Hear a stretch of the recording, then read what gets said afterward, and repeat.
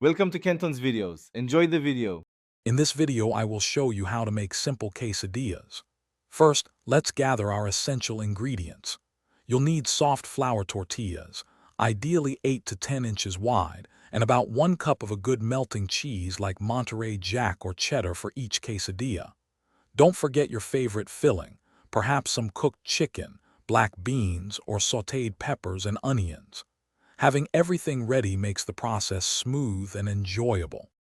Now let's get cooking. Start by heating a non-stick pan or griddle over medium-low heat. This ensures even cooking without burning. Take 1 flour tortilla and lightly butter one side. This gives it a beautiful golden brown crisp. Place the buttered side down in your warm pan. Then sprinkle about 1/2 cup of your delicious shredded cheese evenly over the entire surface of the tortilla. This forms the cheesy base. With your cheese base melting, it's time for the filling. Spoon about 1/4 cup of your pre-cooked filling, like seasoned chicken or black beans, onto just 1/2 of the cheesy tortilla. Then, sprinkle another 1/4 cup of cheese directly over the filling. This helps everything stick together beautifully.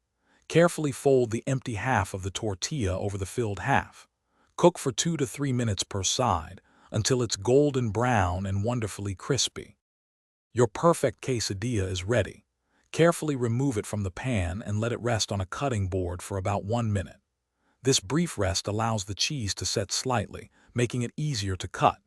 Using a sharp knife, slice your quesadilla into 2 or 3 neat wedges.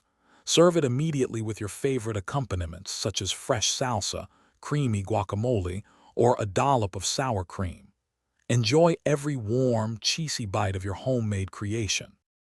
Thanks for watching. Consider subscribing if we helped you.